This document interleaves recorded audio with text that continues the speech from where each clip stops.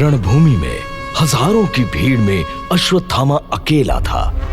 अर्जुन के सारे कौशल उसकी आंखों के सामने चलचित्र की तरह घूम रहे थे। मन में एक ही सवाल था कि क्या वो अपना कौशल सिर्फ इसलिए नहीं दिखा सकता कि वो आचार्य का बेटा और जाति से ब्राह्मण है? क्या वीरता जाति से बंधी है? अगर ऐसा है तो क्यों? अर्जुन में ऐसा क्या खास है जो उसके नाम सुनकर ही लोग इतने खुश हो जाते हैं? अग्नि अस्त्र, वायु अस्त्र और अनेक अस्त्रों पर उसकी पकड़ थी तो अर्जुन ही क्यों? उसके पिता ने बताया था कि रंगमंडप में सिर्फ क्षत्रिय कुमार हिस्सा ले सकते हैं। अश्वत्थामा ने मान भी लिया, लेकिन उसका मन विद्रोह कर रहा था। कई बार चाहा कि रंगमंडप में उतर जाएं और खुद को अर्जुन से बेहतर साबित कर दें, लेकिन ऐसा नहीं हुआ। कहीं ना कहीं अपने ही पिता का डर उसके मन में बैठा था। वो सोच ही रहा था कि रंगमंडप के शोर को चीरती हुई एक तेज आवाज गूंजी। ठहरो! तुम कौन हो युवक? तुम्हें रंगमंडप में आने का अधिकार किसने दिया? मैं कर्ण हूं। इस प्रदर्शन में आने के लिए क्षमा चाहता हूं। मैं स्वयं को यहां आने से रोक नहीं सका। और क्यों? राजकुमारों के प्रदर्शन को बाधित करने का दुस्साहस कैसे किया? किसने भेजा है तुम्हें? मुझे भेजने वाला कौन हो सकता है आचार्य? मैं स्वयं सक्षम हूं, सामर्थ्यवान हूं। मुझे किसी के समर्थन की कोई आवश्यकता नहीं। क्या कहना चाहते हो? शीघ्र कहो और जाओ। हम प्रदर्शन के पश्चात तुमसे वार्ता करेंगे। तब वार्ता करना व्यर्थ होगा।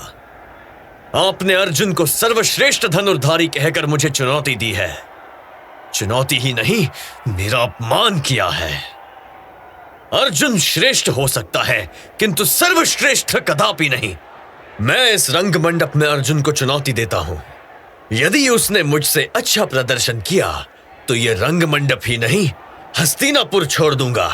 सदा के लिए छोड़ दूंगा। सदा के लिए छोड़ दूंगा। और फिर रंगमंडप में सन्नाटा छा गया। पितामह भीष्म ने गहरी सांस ली, जैसे हस्तिनापुर के महान योद्धा पर सवाल खड़ा हो गया हो। लोगों में कानाफूसी शुरू हो गई। पांडवों के होश उड़ गए, लेकिन दुर्योधन के होठों पर मुस्कान उभरी। अश्वत्थामा के मन को शांति मिली। वो जो नहीं कह पा रहा था, कर्ण ने कह दिया। अश्वत्थामा को लगा जैसे वो हारी हुई बाजी जीत गया। उसने दुर्योधन की तरफ देखा, जैसे कह रहा हो, ऐसे वीर का समर्थन करो दुर्योधन। और दुर्योधन सच में कर्ण की तरफ पड़ गया। उसे तो इस बात की खुशी थी कि कोई ऐसा है जो अर्जुन को मात दे सकता है। अर्जुन की बोलती बंद हो गई। वो हैरानी से बस कर्ण को देखे जा रहा था। कर्ण का कवच, उसका कुंडल, भारी भरकम बाजुएं, चेहरे पर सूर्य सी चमक। द्रोण के पास कोई शब्द नहीं था। उन्होंने एकलव्य से अंगूठा मांगकर उसे अर्जुन के रास्ते से हटा दिया था, लेकिन यहां क्या करते? तो उन्होंने कृपाचार्य को इशारे से बुलाया। खुद थोड़ा पीछे हो गए। अश्वत्थामा तो बस अपने पिता और मामा कृपाचार्य की कूटनीति का खेल देख रहा था। कृपाचार्य ने आते ही कर्ण से पूछा, तुम्हें रंगमंडप में देखकर प्रसन्नता हुई कर्ण? हस्तिनापुर में अर्जुन को चुनौती देने वाला कोई तो सामने आया। तुम अपना कौशल अवश्य दिखा सकते हो, किंतु तुम्हें अपने कुल, गोत्र और वंश का परिचय देना होगा। ये आवश्यक है। क्षत्रिय राजकुमार अज्ञात या निम्न कुल वाले की चुनौती स्वीकार नहीं कर सकते। युद्ध कौशल किसी जाति, कुल या गोत्र के अधीन नहीं होता आचार्य।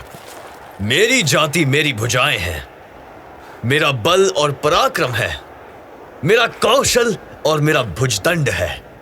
भावनाओं से राज परंपरा नहीं चलती कर्ण। तुम्हें अपना परिचय देना होगा। अपनी जाति स्पष्ट करनी होगी। मैं जाति गोत्र बताकर सम्मान नहीं पाना चाहता। जाति मेरी पहचान नहीं है और ना कभी हो सकती है। मेरे बाणों की कौन सी जाति है, आप बता सकते हैं? कौन सी जाति है मेरी भुजाओं की? प्रश्न मत करो कर्ण। तुम्हारा आक्रोश निम्न कुल के होने का संकेत दे रहा है। तुम क्षत्रिय नहीं हो सकते, कदापि नहीं हो सकते। हो सकता है आचार्य, निसंदेह हो सकता है। जाति जन्म से नहीं, कर्म से होती है।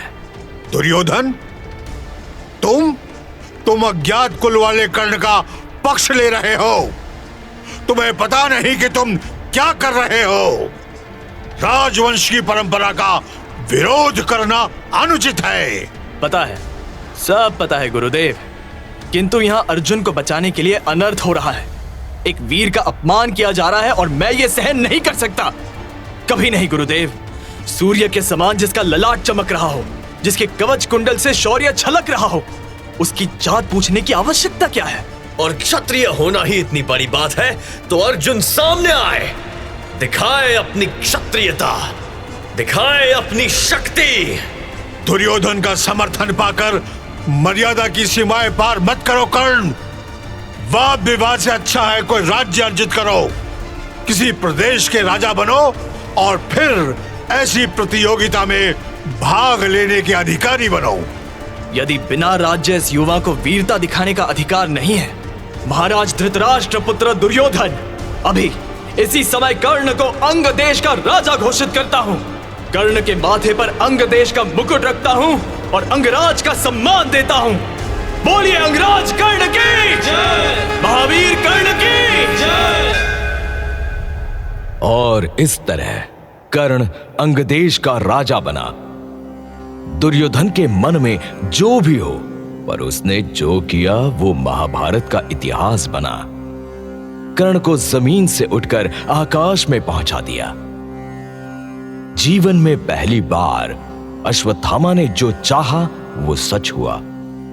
उसकी आत्मा को शांति मिली और दुर्योधन के लिए उसके मन में और सम्मान के भाव पैदा हुए। यह सब अचानक हुआ, बिना किसी रणनीति के, बिना किसी योजना के। पिता की नजरों से बचकर उसने दुर्योधन को धन्यवाद दिया और कर्ण के पुरुषार्थ के आगे सिर झुकाया। तो क्या उसने अपने पिता द्रोण के लिए कुछ नहीं सोचा? यदि सोचा तो कर्ण के आगे क्यों झुका? Rosebud Productions